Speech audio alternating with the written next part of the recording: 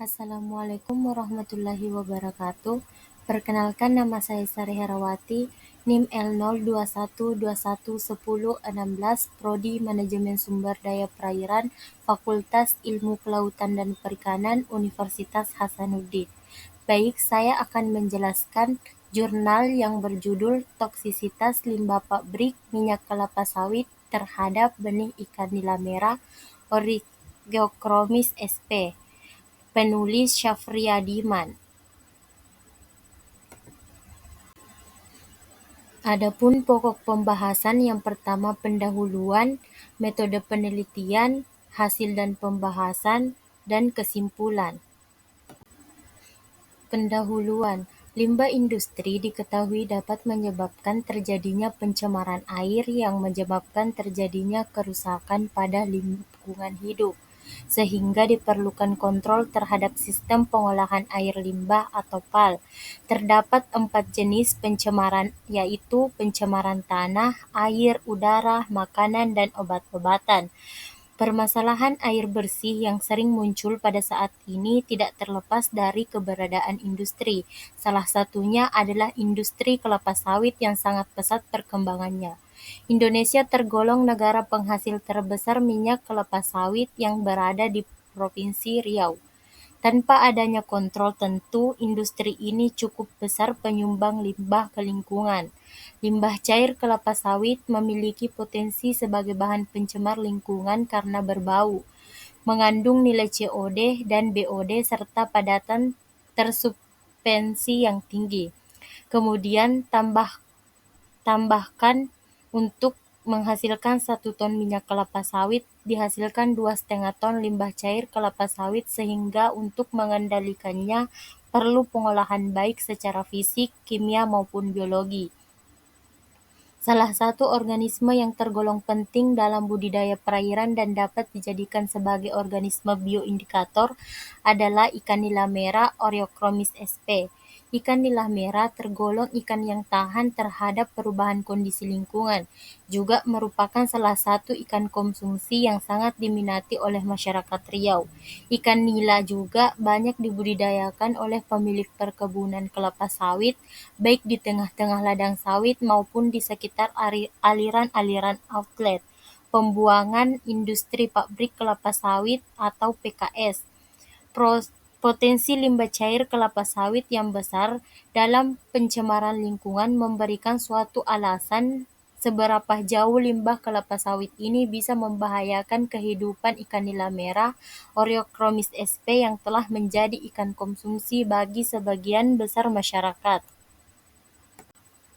Selanjutnya, metode penelitian.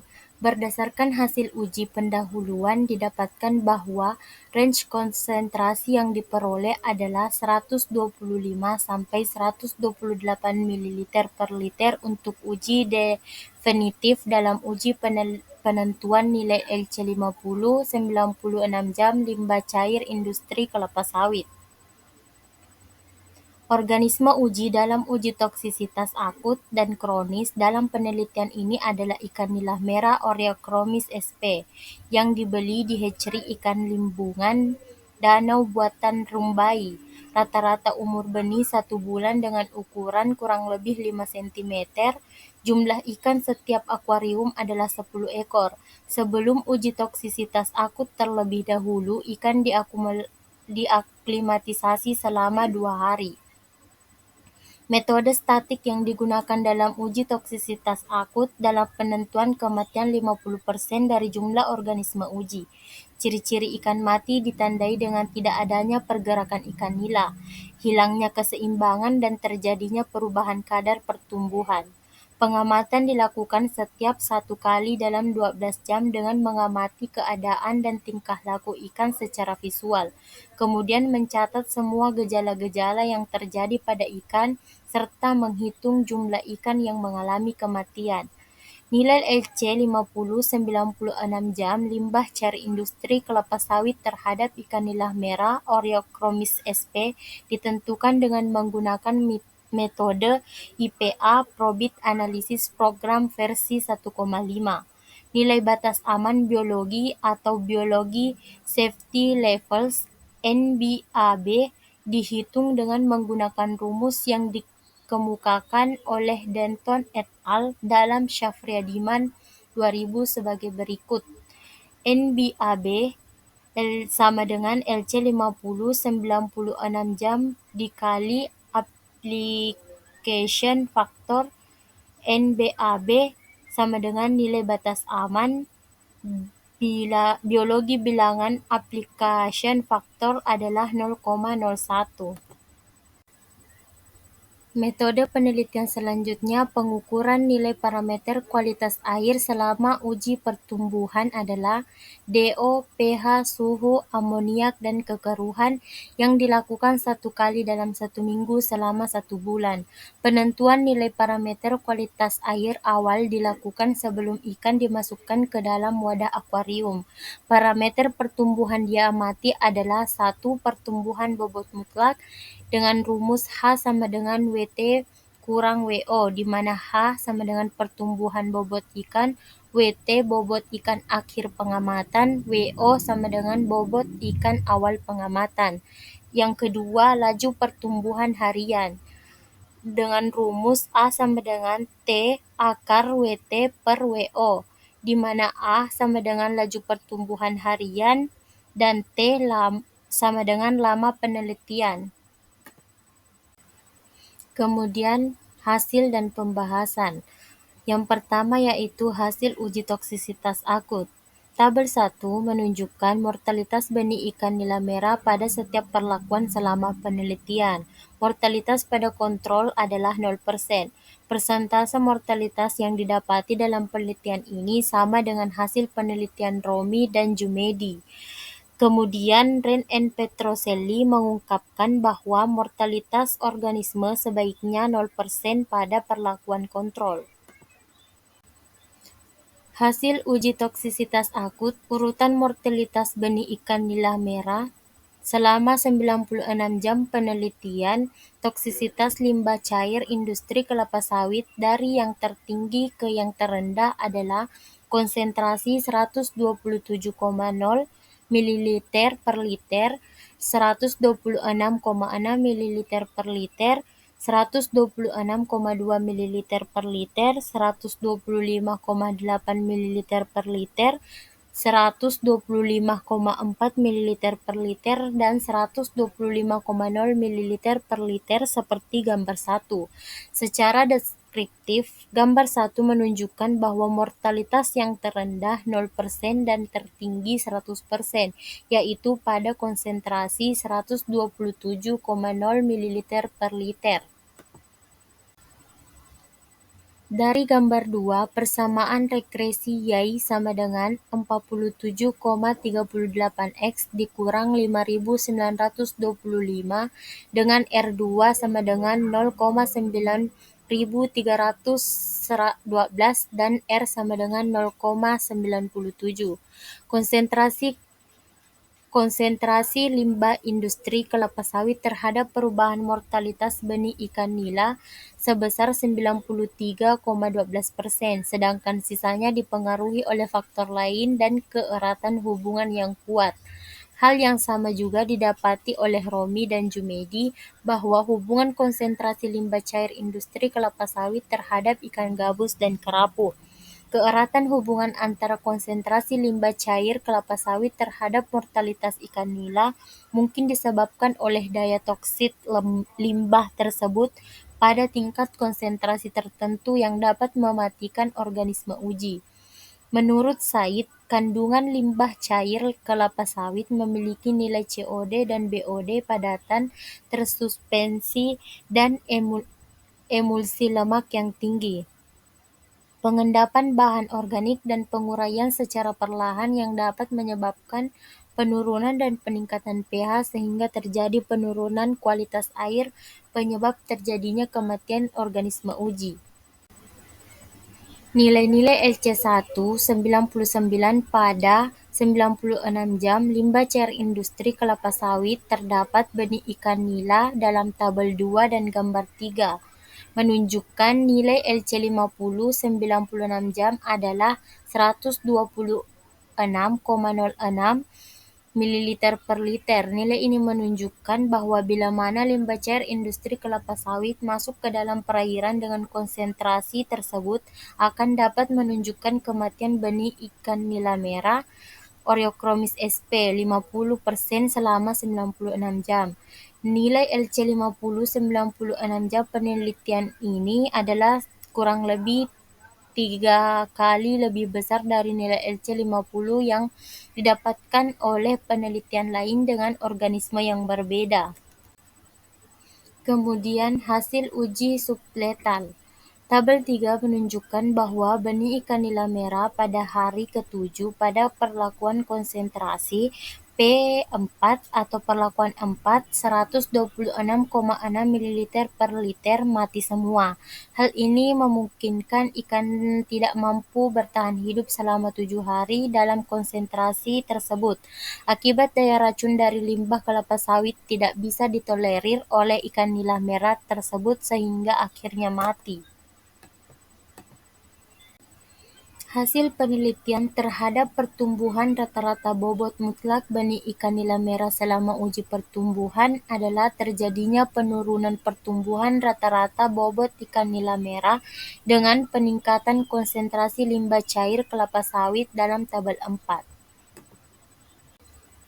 Tabel 4 menunjukkan bahwa rata-rata pertumbuhan bobot mutlak benih ikan nila merah tertinggi terdapat pada kontrol yaitu sebesar 3,27 gram dan terus menurun sampai perlakuan dengan konsentrasi 63,3 ml sebesar 2,34 gram. Persentase penurunan konsentrasi 1,26 ml per liter, 31,52 ml per liter, 63,03 ml per liter terhadap kontrol berturut-turut adalah 10,70%, 23,85%, 28,44%. Penurunan ini kemungkinan disebabkan oleh semakin buruknya kondisi air serta adanya bahan-bahan toksik yang terdapat pada limbah cair kelapa sawit tersebut. Hubungan antara pertumbuhan bobot mutlak benih ikan nila dengan konsentrasi limbah adalah linear negatif. Tabel 5 menunjukkan bahwa rata-rata laju pertumbuhan harian benih ikan nila merah pada kontrol adalah 2,54% pada perlakuan dengan konsentrasi 1,26 ml per liter sebesar 2,40%. Pada perlakuan dengan konsentrasi 31,6 ml per liter sebesar 2,29% dan pada perlakuan dengan konsentrasi 63,1 ml per liter sebesar 2,16%. Terdapatnya penurunan laju pertumbuhan harian ini kemungkinan disebabkan oleh kondisi air yang tidak mendukung bagi pertumbuhan benih ikan nila merah. Hubungan mengenai laju pertumbuhan harian benih ikan nila merah terdapat konsentrasi limbah cair kelapa sawit adalah linear negatif. Berdasarkan persamaan regresi tersebut, maka apabila ditingkatkan konsentrasi sebesar 1 satuan, maka akan menurunkan laju pertumbuhan harian nila merah sebesar 0,005 kali. Dari nilai R2 diketahui bahwa konsentrasi limbah kelapa sawit terdapat perubahan laju pertumbuhan harian benih ikan nila merah sebesar 84,87%, sedangkan sisanya dipengaruhi oleh faktor lain dan keeratan pertumbuhan negatif yang kuat. Penurunan laju pertumbuhan harian ini juga terdapat pada penelitian lain, yaitu penurunan bobot mutlak ini disebabkan oleh bahan toksik yang dapat mempengaruhi kondisi perairan dari ikan uji. Selanjutnya, parameter kualitas air. Nilai parameter kualitas air selama penelitian adalah hampir sama pada setiap perlakuan, seperti suhu berkisar di antara 26 sampai 29 derajat Celcius, pH 5 sampai 8, DO 1,2 sampai 6,4 ppm, kekeruhan 0 sampai 65 dan amonia 0,04 sampai 0,840 ppm. Kisaran suhu ini masih tergolong baik untuk pertumbuhan ikan. pH selama penelitian berkisar di antara 5-8. Nilai pH didapati 5 akibat pencampuran air pH 6 dengan limbah pH 4 karena pH 5 dicatatkan hanya pada penelitian awal penelitian. Kisaran pH ini masih bagus untuk kehidupan ikan, sedangkan pH yang ideal untuk kehidupan organisme akuatik berkisar antara 6,5 sampai 8,5. Berarti pH dalam penelitian ini masih tergolong baik karena pH kurang lebih 5 beberapa jenis ikan akan menyebabkan terhambatnya pertumbuhan ikan dan mematikan ikan dan beberapa jenis organisme lainnya. DO dalam perlakuan kontrol dicatat berkisar di antara 6 sampai 6,6 ppm dan konsentrasi 1,26 ml per liter berkisar antara 5 sampai 6 ppm dan DO semakin berkurang dengan meningkatnya konsentrasi limbah kelapa sawit yang digunakan selama penelitian.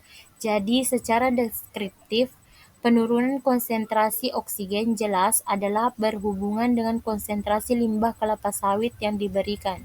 Karena limbah kelapa sawit memiliki bahan organik yang tinggi, nilai oksigen terlarut yang rendah pada penelitian ini sangat berhubungan dengan meningkatnya kuantitas kematian benih nila merah Oreochromis sp, yaitu dapat menyebabkan kematian sampai 100%.